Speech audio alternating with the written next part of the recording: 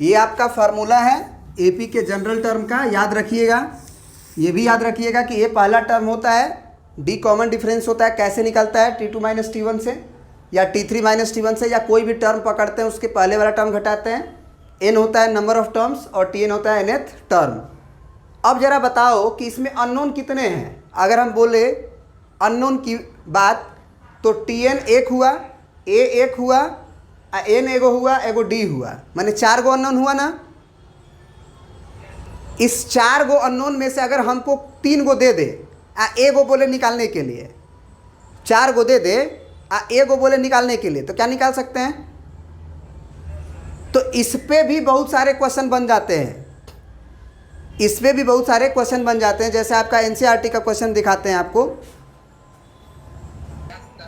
देखिए ये जो क्वेश्चन आप देख रहे हैं इसमें कहानी वही है। Fill in the blanks in following table given that A is a first term, A को समझिए फर्स्ट टर्म है, D the common difference, D को समझिए कि कॉमन डिफरेंस है यानी कि T2 माइनस T1 जो कहानी होती है, and n the nth term यानी कि nth टर्म, ठीक है। और n तो आप जानते ही हैं नंबर ऑफ टर्म्स की बात होती है। अगर an nth टर्म है तो n नंबर ऑफ टर्म्स हुआ। तो पहला बॉक्स में देखिए a का वैल्यू, अब ये सीरियल नंबर है, पहला क्वेश्चन, दूसरा क्वेश्चन, तीसरा क्वेश्चन, चौथा क्वेश्चन, पांचवा क्वेश्चन। पहला क्वेश्चन में आपको an भरना है, n दिया हुआ है, d दिया हुआ है, 7 दिया हुआ है, 3 बोले थे ना, 3 अननोन होगा आपके ये फार्मूला में। an बराबर a plus n minus 1 into D में।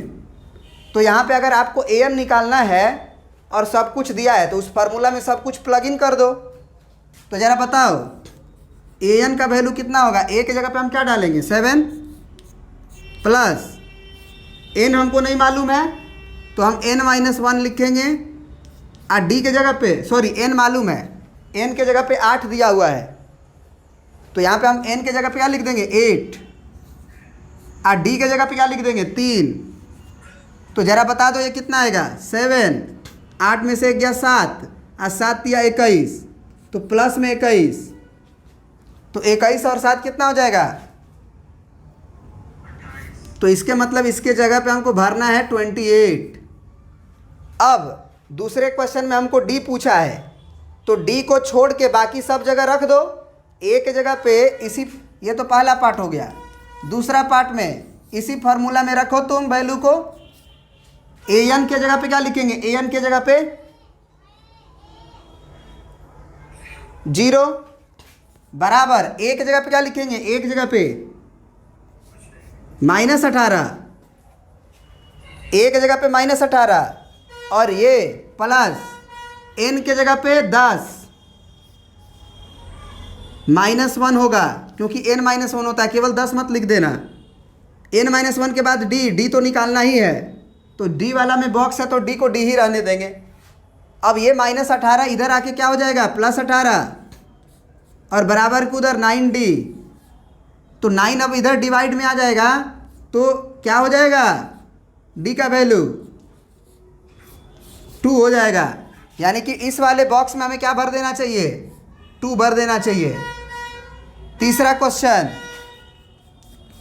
इसमें हमारा अननोन क्या है a है, तो इसी फार्मूला में हम लोग an के जगह पे तो लिखेंगे क्योंकि a अननोन है हमारा, an हमारा कितना है -5, तो an के जगह पे -5 बराबर फिर a प्लस, तो a नहीं मालूम है, a निकालना है, फिर n-1, तो n के जगह पे है 18, तो ये हो जाएगा 18 - 1, और d के जगह पे क्या लिखा हुआ है -3, तो ये -3 कितना आएगा जरा बता दो। -5 = a प्लस 18 में से गया 17, और ये हुआ -3 इंटू में, तो ये -51 हुआ। -51 बराबर के इधर भेज दो, +51 हो जाएगा, यानी कि a का वैल्यू हो जाएगा +51 - 5 यानी कितना 46 ना, बोलो। तो इस बॉक्स में हम क्या भर देंगे 51। क्या तुम्हें समझ में आ रहा है चीज़ें कि नहीं आ रहा है। प्रिंट करिए इतना। तो देखो मतलब ये सारे क्वेश्चन बना रहे हो तो तुमको क्या फील हो रहा है? ऐसा नहीं फील हो रहा है कि 3 अननोन है, 4 ठो नंबर है, उसमें से 3 ठो दिया हुआ है, 1 ठो निकालना है। तो ये अपने दिमाग में रखना कि ये TN वाले फार्मूला में 4 अननोन होते हैं, उसमें से 3 को दिया रहेगा, 1 को निकालना रहेगा, तो इधर उधर करके काम करना रहता है, कर लेंगे। जैसे मान लो यही क्वेश्चन है, अब n का वैल्यू निकालना है। चलो चौथा सब बना ही देते हैं, कोई दिक्कत नहीं है। हम लोग an के जगह पे लिखेंगे 3.6, यहाँ होगा 3.6 बराबर a की जगह पे हम क्या लिखेंगे -18.9, फिर प्लस n हमको निकालना है तो n-1 ही रहेगा, और d का वैल्यू हम क्या लिखेंगे जी 2.5। सही है, अभी तक कोई दिक्कत नहीं है। अब ये -18.9 इधर जब आएगा तो वो प्लस बनाएगा, तो 3.6 में हमको 18.9 जोड़ देना होगा, प्लस और बराबर के उधर क्या बचेगा n-1 इंटू 2.5। कुछ लोग गुना कर देते हैं, गुना करने से ज़्यादा बचो दशमलव पर का, इसको जोड़ोगे तो 9 6 कितना होगा 15, 18 और 3 21 और 1 22, एक अंक के बाद दशमलव। अब देखो यहाँ से काम बन जाएगा, 2.5 से डिवाइड ना होगा, यहाँ इनटू में है तो n-1 उधर रहने दो और 2.5 को इधर भेज दो। अब क्या इक्वल अंक में दशमलव है तो दशमलव को अवॉइड कर सकते हैं, ऊपर भी दशमलव एक ही अंक के बाद है, नीचे भी एक ही अंक के बाद है, तो अवॉइड करो ना, दशमलव से कोई मतलब नहीं है। तो 25 का टेबल कै बार पढ़ते हो 9 बार, तो 9 बराबर क्या हो गया तुम्हारा n-1, यानी कि n बराबर 9 + 1, क्योंकि इधर आके +1 बनाएगा, तो n वाले बॉक्स में क्या भर देंगे हम लोग 10, इस बॉक्स में भर देंगे हम लोग 10। ये फिल इन द ब्लैंक्स था। तो आप जो है उसको कॉम्प्लिकेटेड करके ना बनाओ, उससे बचो।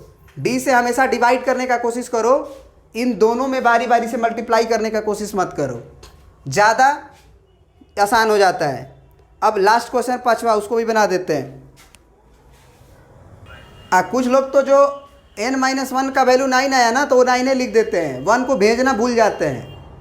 तो ये हमेशा याद रखना कि हमेशा n-1 का वैल्यू निकलता है और 1 को भेजना पड़ता है। अब इसको देखते हैं, इसमें a का वैल्यू 3.5 दिया है, तो यहाँ हम लिख देंगे 3.5 प्लस n का वैल्यू क्या दिया हुआ है 105 -1, d का वैल्यू क्या दिया हुआ है 0, और ये है an। अब एक बात बताओ, ये तो 0 हो जाएगा ना, इसका मतलब क्या हुआ, माने उसका पहला टर्म भी 3.5 है और आखिरी टर्म भी 3.5 है, इसका मतलब क्या हुआ,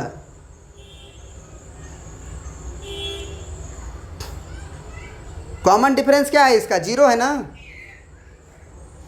कॉमन डिफरेंस 0 है ना, तो कॉमन डिफरेंस ही ना आगे का एपी को बढ़ाता है बेटा, एपी है, और उस एपी का सारे टर्म जो है 3.5 ही हैं। माने अगर ये हम लिख दें कि 3.5, 3.5, 3.5, 3.5 और डॉट डॉट डॉट डॉट कर दें, अब पूछें कि ये एपी है कि नहीं है, तो ये एपी है। इसका पहला टर्म भी 3.5 है, आखिरी टर्म भी 3.5 है, सब टर्म 3.5 है। आप कहोगे कि सर एपी कैसे है, एपी में तो होता है कि कोई फिक्स नंबर जोड़ने से आगे वाला मिलता है। हम बोले 0 जोड़ लो, अरे 0 जोड़ लो 3.5 में, क्या मिलेगा 3.5, फिर 3.5 में 0 जोड़ लो। बात समझ में आया? याद रखना, अगर कोई नंबर दे दे 5,5,5,5 डॉट डॉट डॉट, ये एपी है कि नहीं है? है।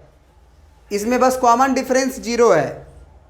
तो कॉमन डिफरेंस अगर 0 हो जाता है तो अगला टर्म बढ़ नहीं पाता है। तो इसीलिए जो पहला टर्म होगा वही दूसरा होगा, वही तीसरा होगा, वही चौथा होगा, वही अंतवा होगा। यानी सारे टर्म सेम ही हो जाएंगे। ये कॉन्सेप्ट भाई दिमाग में रखना, कंफ्यूज नहीं होना, इसीलिए हम बता दिए। अब आगे बढ़ते हैं।